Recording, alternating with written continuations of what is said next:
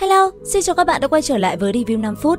Sự kiện Hàn Lập kết anh vừa qua đã gây nên một cơn chấn động mạnh không chỉ với fan phàm nhân tu tiên mà còn bùng nổ khắp các cõi mạng. Tuy nhiên, ngưng kích Nguyên Anh mới chỉ là khúc dạo đầu, khoảnh khắc Hàn Lập đột phá hóa thần mới là cú chấn địa thật sự. Vậy, từ Nguyên Anh đến hóa thần, Hàn lão ma của chúng ta đã phải trải qua những gì? Ngay bây giờ hãy cùng mình tìm hiểu nhé. Sau khi ngưng kích Nguyên Anh thành công, Hàn Lập chính thức trở thành trưởng lão của Lạc Vân Tông, đồng thời nạp mộ phái linh làm thiếp. Ngay sau đó, hắn bắt đầu luyện hóa Càn Lam Băng Diễm và lĩnh ngộ đại canh kiếm trận. Không lâu sau, hắn bắt được Mộc Linh Anh, tiêu diệt Phó gia, thu lấy dị vật của Tân Như Âm và quay về quê hương giải quyết ân oán. Trong quá trình đó, Hàn Lập còn diệt cả thụ yêu của Quỷ Linh Môn và Ngụy Linh Tông, rồi thu Liễu Ngọc làm đệ tử ký danh, đồng thời có thêm Chủ Trùng Thuật và Lục Dược Xương Công.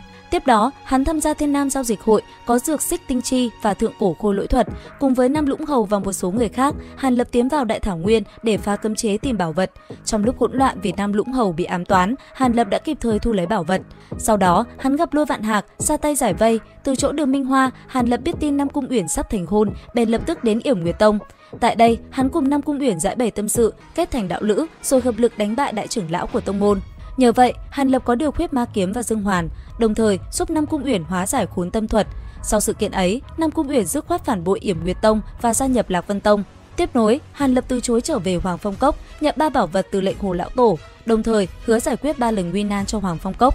Sau đó, hắn đại diện Lạc Vân Tông tham gia đại chiến Hoàng Long Sơn, tiêu diệt Thiên Khốc và Cốc Song Phó, rồi thoát khỏi truy sát của Trọng Thần Sư, khiến danh tiếng của mình vang dội khắp nơi. Bước sang giai đoạn kế tiếp, Hàn Lập gặp lại Tử Linh và Mai Ngưng, ba người thương lượng cùng tiến vào Trụy Ma Cốc để lấy linh trúc quả. Vì muốn có canh tinh, Hàn Lập thay mặt Thiên Đạo Minh xuất chiến, thắng cược rồi thu về canh tinh cùng Dễ Huyền Thiên Tiên Đằng. Từ đó, hắn luyện chế Giáng Linh Phủ và Lôi Châu. Không lâu sau, đại chiến biên giới bùng nổ, Hàn Lập vừa cứu Vân Lộ và Toái Phách, vừa tiêu diệt phu nhân của tông chủ Âm La Tông, lại còn đoạt lấy Nguyên Minh Đăng để xoay chuyển cục diện. Tuy nhiên, thế cục lại thay đổi khi đột ngột nhân chiếm cứ Đại Thảo Nguyên, khiến hai bên buộc phải ngừng chiến. Lúc này, Nam Cung Uyển bị tứ trưởng lão Âm La Tông gieo phong hồn chú, nên phải tu sản Nữ Thiên Nguyệt Quyết để duy trì sinh cơ. Trong thời gian đó, Hàn Lập tế luyện đại canh kiếm trận, ra tay tiêu diệt tứ trưởng lão Âm La Tông, thu lấy Quỷ La Phiên và phương pháp luyện thi. Tiếp tục, hắn tu luyện Nguyên Anh thứ hai, luyện chế Thiên Tuyết Ma Thi, bồi dưỡng Lục Dược Xương Công, nhờ vậy mà danh tiếng vang khắp Thiên Nam.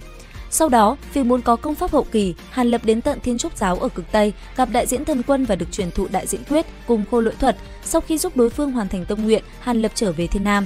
Một lần nữa tiến vào Trụy Ma Cốc, hắn cùng Nam Lũng Hầu và Lỗ Vệ Anh tiêu diệt mãng thú và hóa thiểm thú, có được cương ngân sa, nội đan và phương pháp luyện chế thất diễm phiến. Chưa dừng lại ở đó, Hàn Lập cùng Tử Linh giành được 2 trái linh trúc quả, luyện thành tạo hóa đan. Nhưng sóng gió tiếp tục kéo đến, Hàn Lập đại chiến với huyết diễm, phân hồn cướp mất 2 thanh Thanh Trúc Phong Vân kiếm, rồi bị thương chạy trốn. Trong lúc hỗn loạn, hắn và chủ hồn bị hút vào tàn tích linh miếu viên. Tại đây, chủ hồn bị cấm chế tiêu diệt, còn Hàn Lập thì thu về rất nhiều linh dược, luyện chế đan dược rồi bế quan. Khi tiến giai thành công Nguyên Anh trung kỳ, hắn thoát ra và trở về Lạc Vân Tông. Từ đây, Hàn Lập tiếp tục đi qua nhiều cột mốc quan trọng. Tại Bách Xảo Viện, hắn đánh bại Kim Vũ Hoàn, làm Vân Mộng Tam Tông phải xếp hạng lại, dành thời gian hoàn toàn luyện hóa Càn Lam Băng Diễm, tu hư Thiên Đỉnh Thông Bảo Quyết, đồng thời chế tạo được một khôi lỗi cấp Nguyên Anh. Sau đó tại Thất Linh Đảo, hắn phó ước với Chí Dương, niêm phong trận ở Vô Biên Hải, nhận được Linh Ngao Đảo, tiếp tục đến Ma Khá Chi Uyên, hắn lấy được Ma Tùy Toản và Xích Linh Nhuyễn Ngọc, sửa chữa Quỷ La Phiên. Khi Nguyên Anh thứ hai đại thành, Hàn Lập xuất quan, bắt đầu hành trình đến Đại Tần. Trên đường đi, Phệ Kim Trùng bị bại lộ, Hàn Lập hạ sát Quế Tiên Sư để diệt khẩu, nhưng vẫn bị một phần Nguyên Anh của hắn chạy thoát, từ đó dẫn đến việc Hàn Lập bị nhiều tiên sư truy sát. Trong lúc hỗn loạn, hắn còn bị Huệ Đại Tiên Sư đánh trọng thương, tà khí phản vệ, buộc phải giả dạng tu sĩ cấp thấp để trà trộn vào thương lộ bộ. Trong thời gian này, Hàn Lập bị Thánh Nữ Thiên Lam và Đại Tiên Sư liên thủ truy sát. Hắn không kịp phân thân để chạy trốn, dẫn đến việc Nguyên Anh thứ hai mất tích, còn Ngân Nguyệt thì rơi vào ngủ say. Chính lúc ấy, Hàn Lập bắt giữ được phân thân của thánh thú, có được thánh đỉnh nhưng lại bị phong ấn trong băng, trôi dạt theo dòng Thuần Giang đến Đại Tấn. Tại đây, hắn được Tào Mộng Dung cứu giúp, nhờ vậy dần khôi phục tu vi. Sau đó, Hàn Lập tham gia Tham Vương Đại hội ở Quan Ninh Phủ, giành được Kim Cang Chảo và Yêu Đan, rồi vào mật thất nhà họ Phùng lấy được Minh Vương Quyết, đồng thời phát hiện nó có thể kết hợp với mảnh vỡ Phạm Thánh Chân Kinh. Khi trở về, Hàn Lập bị nhốt trong Hoàng Sa trận, buộc phải liên thủ với Huyễn Diệp Vương lấy mạng ma tu họ An, dọa chạy 2 ma đầu khác, thu về Thiên Thi Châu, đồng thời bắt đầu luyện Minh Vương Quyết.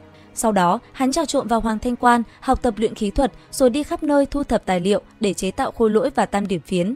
Trong quá trình này, Hàn Lập xông vào Dương Cung, có được Lông Vũ Hạo Dương Điểu và Thổ Giáp Long. Đi ngang qua phường thị Tây Tần, hắn mua được Thiên Cơ Phù, quen biết Phú Thành, đổi lấy Lôi Linh Tinh. Trên đường, Hàn Lập bị Tiêu Lão Nhị tống tiền, nhưng hắn đã ra tay sát hại đối phương, đoạt được Hàn Tủy. Cũng trong thời gian này, Hàn Lập tham gia nhiều đại hội đấu giá, dùng ma túy toản đổi lấy mặc kim, ngũ hành ngọc, canh tinh. Một lần nữa, hắn chạm trán Huyết Diễm, nhưng trận chiến không phân thắng bại, đối phương bỏ chạy. Sau đó, Hàn Lập đến Thiên Phù Môn trả lại dáng linh phù, gặp lại Hướng Chi Lễ, nhận ra hắn là tu sĩ hóa thần kỳ, từ đó có được hóa linh phù và linh ảnh thuật, rồi lại lâm giang phù. Hàn Lập liệp sát xích hỏa dao, lấy vảy chế thành khô lỗi hình người Nguyên Anh hậu kỳ. Tiếp đến, hắn đến Khô Trúc Đảo, thu phục Long Vũ Ô Phượng, phục tùng được Thổ Giáp Long, sau đó hội hợp với nhiều người khác tại Nam Cương, luyện thành Tam Điểm Phiến. Đúng lúc này, hoàng tộc Diệp gia bí mật mở ra Côn Ngô Sơn, liên thủ với Huyết Diễm và Diệp Nguyệt Thánh nhằm giải cứu phân thân của Nguyên Sát Thánh Tổ. Hàn Lập cùng Phú Thành tiến vào, luyện thành công Bồi Anh Đan. Trong quá trình tranh đoạt, hắn vô tình có được Thiên Tinh Bia, Thái Âm Chân Hỏa, thu phục Huê Linh, đoạt lấy Ngũ Tử Đồng Tâm Ma.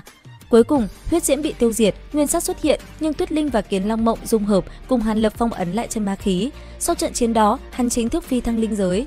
Tại linh giới, Hàn Lập bế quan ở Tuyết Liên Sơn, phục dựng Bồi Anh Đan, luyện hóa các loại bảo vật, thu phục Ngũ Tử Đồng Tâm Ma. Sau đó, hắn đến Tiểu Cực Cung, hái Huyền Băng Hoa, luyện Huyền Băng Đan để giải khốn tâm thuật cho Nam Cung Uyển. Trong thời gian này, Hàn Lập được Sư Tưởng nhiều trợ giúp để tấn tăng hóa thần, nhưng thất bại. Sư Tưởng trở mặt, muốn đoạt Hư Thiên Đỉnh, kết quả bị Hàn Lập ra tay lấy mạng. Hàn Lập nhờ vậy thu được Lôi Chân Tụ, nhiều huyền ngọc vạn năm, đồng thời sở hữu Hàn Diễm. Sau đó, khi Vạn Yêu Cốc tấn công Tiểu Cực Cung, Hàn Lập tiêu diệt nhiều yêu tu, thu lấy phá pháp thiên mục, nhưng cuối cùng bị đưa vào Hư Thiên Điện. Trong Hư Thiên Điện, hắn cùng Băng Phượng bế quan khổ tu suốt 80 năm, cả hai cùng tiến ra Nguyên Anh hậu kỳ rồi thoát ra ngoài. Sau đó, Hàn Lập đến Thiên Tinh Thành, gặp lại Lăng Ngọc Linh, rồi nhờ đó quen biết Thiên Tinh Song Thánh. Hắn được truyền thụ Nguyên Tử Thần Quang, đồng thời cứu Điền Cẩm Nhi, rồi thu nàng làm đồ đệ. Tiếp theo, Hàn Lập lấy mạng Diệu Hạc chân nhân, chế phục Cực Âm, thu về Thác Thiên Ma Công, hợp cùng Phạm Thánh Chân Kinh và Minh Vương Quyết thành Phạm Thánh Chân Ma Công. Trên đường trở về, hắn đoạt cực phẩm linh thạch ngay trước mặt Kim Giao Vương, rồi tại Ma Hồ Đảo hạ sát Kim Hoa, lấy Kim Khuyết Ngọc Thư. Sau đó hắn mở động phủ của Man Hồ Tử, thu nhận Điền Cẩm Nhi làm đồ đệ, quay lại Thiên Nam, trở thành tu sĩ số 1, uy chấn toàn cõi. Không dừng lại, Hàn Lập tiếp tục luyện phong lôi xí, hóa linh tý, phá diệt pháp mục, thu hồi Nguyên Anh thứ hai, rồi giúp Thiên Lan Thánh Thú vượt Thiên Lôi Liên Hoàn. Sau khi thành thân cùng Nam Cung Uyển, hắn bế quan tu luyện nhiều năm. Khoảng hơn 130 năm sau, Hàn Lập xuất quan, thu nhận Thạch Kiên làm đệ tử, truyền dạy Đại Diện Quyết. Sau đó, hắn đến Loạn Tinh Hải, tại Tinh Cung tiêu diệt Lục Đạo Cực Thánh, rồi trở về Thiên Nam bế quan. Trong thời gian này, hắn dùng Hàn Diễm xung kích hóa thần nhưng thất bại. Sau khi xuất quan, Hàn Lập có được giới tử không gian, cấp nhiều bảo vật, rồi cùng Hướng Chi Lễ đến Ma Dạ Sơn, giải thoát tử linh, thu về Ma Nguyên Đan. Tiếp đó, hắn tiến vào Hỏa Ngục, bắt Thái Dương Tinh Hỏa, luyện thành Hồi Dương Thủy, rồi tại Trụy Ma Cốc luyện hóa một nửa Hắc Phong Kỳ thành Xích Hồn Phiên, đồng thời hồi sinh Huyền Thiên Tiên Đằng. Sau này tại Tinh Cung, hắn thu phục Nguyên Tử Thần Sơn, luyện hóa nội đan Kim Giao Vương, lấy Long Lân Quả, Tùy Cốt Quyết.